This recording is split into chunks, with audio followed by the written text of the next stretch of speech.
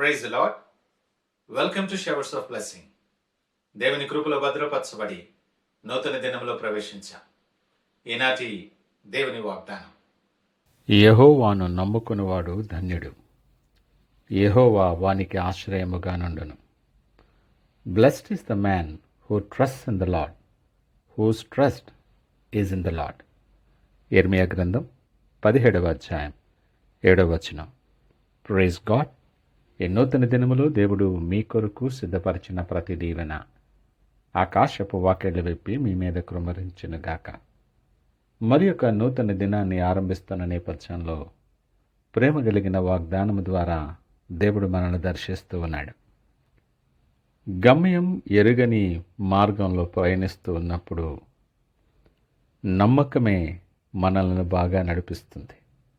తర్వాత అడుగు ఎలా ఉంటుందో, తర్వాత దారి ఎటు వెళ్తుందో, తర్వాత మలుపులో ఎన్ని ప్రశ్నలు ఎన్ని పరిస్థితులు ఎదుర్కోవాలో తెలియనప్పటికీ కూడా మన మీద మనకున్న నమ్మకం, మన శక్తి మీద మనకున్న నమ్మకం, ఈ మార్గము గురించి నీకు చెప్పిన వారి మీద నీకున్న నమ్మకం, నువ్వు సేకరించిన అనుభవ సాక్ష్యాల మీద ఉన్న నమ్మకమే గొప్ప నిరీక్షణతో ఆ మార్గంలో నిన్ను నడిపిస్తుంది.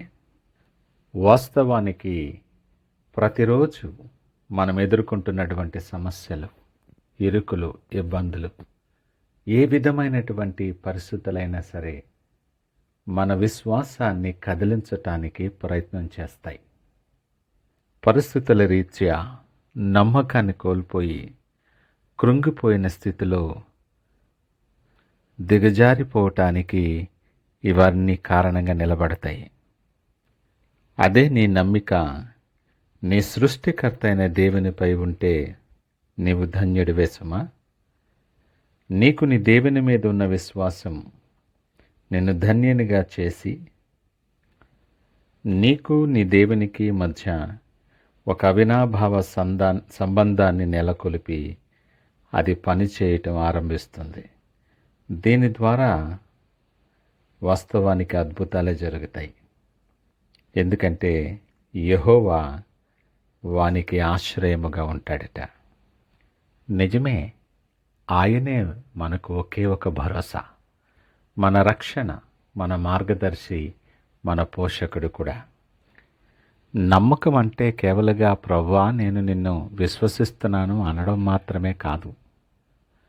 పరిస్థితులు ఎలాగున్నా, వ్యతిరేకంగా ఉన్నా, కనబడే మార్గం లేకపోయినా హృదయం దేవుడు నా పక్షాన ఉన్నాడు, ఆయన నన్ను వినుముడు అని స్థిరముగా విశ్వసించటం.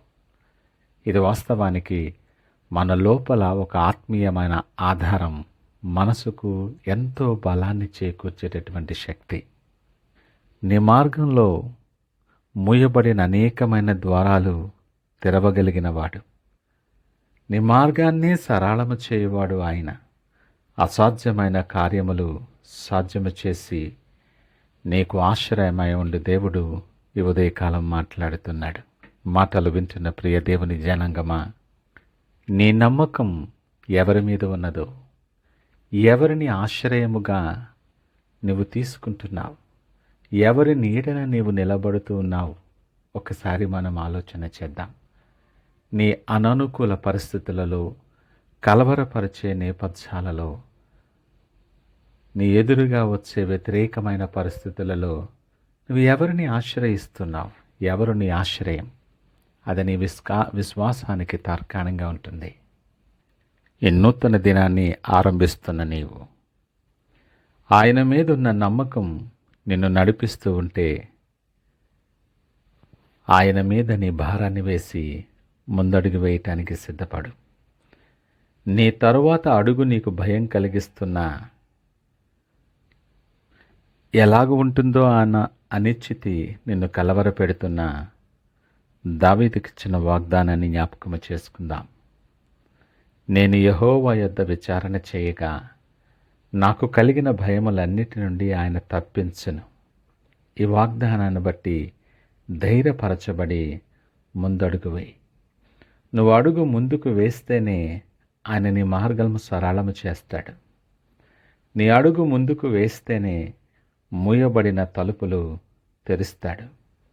నువ్వు నడిచే మార్గమంతటిలో నీ దేవుడైన యెహోవా నీకు తోడై ఉంటాడు.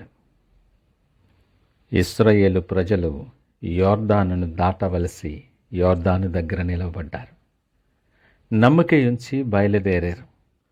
మందసము మోస్తున్న యాజకుల పాదములు యోర్దాను నీళ్లను తాకినప్పుడే అద్భుత కార్యము జరిగింది. ఆరిన నేలను వారు నడిచారు. దేవుడు నీతో సూటిగా మాట్లాడుతున్నాడు. నీ పరిస్థితులను బట్టి, నీ భయాలను బట్టి నువ్వు ఆగిపోయావేమో. దేవుడు అంటున్నాడు, సాగిపో. ఆయన మీద నమ్మిక ఉంచి నువ్వు సాగుతూ ఉన్నప్పుడు నీ మార్గము సరళము చేయవాడు ఆయన. నీ భారాన్ని ఆయన మీద వేయి. ఆయనను నమ్ముకో, నీ కార్యము నెరవేరుస్తాడు. సమస్య వైపు చూడకు. నువ్వు నిన్ను భయం పెడుతుంది సమస్య. నువ్వు వెనకడుగు వేసేలాగా చేస్తుంది. ఆయన వైపు చూస్తూ నీ భారం ఆయన మీద మోసి నువ్వు ముందడుగు వేస్తే నీ ప్రతి అడుగు బలపరుస్తాడు ఆయన. ప్రతి ఆలోచన స్థిరపరుస్తాడు ఆయన. నీకు నీ మార్గమంతటిలో నీకు ఆశ్చర్యదుర్గముగా ఉంటాడు. ఈ నూతన దినాన్ని ఆ గొప్ప నిరీక్షణతో, ధైర్యముతో, నమ్మకంతో ప్రార్థనాపూర్వకముగా ప్రయాణాన్ని ఆరంభిద్దామా? ప్రార్థించుకుందాం. మహోన్నతుడు, నమ్మకమైన మా యేసయ్యా స్తోత్రాలు. ఉదయకాల సమయం మరొకసారి నీ సన్నిధిలో ప్రార్థించే కృప మాకు అనుగ్రహించారు నాయన. ఈ నూతన దిన ప్రయాణం మీ చేతులకు అప్పగిస్తూ మా ప్రతి అడుగు బలపరిచి, ప్రతి ఆలోచన స్థిరపరిచి, మీ కొరకు యోగ్యమైన పాత్రగా అనేక మందికి దీవెనకరముగా మమ్మల్ని మార్చి మీరు మహిమ పొందుకోమని యేసు పరిశుద్ధ నామమున అడిగి వేడుకొనుచున్నాము తండ్రి. ఆమేన్. God bless you.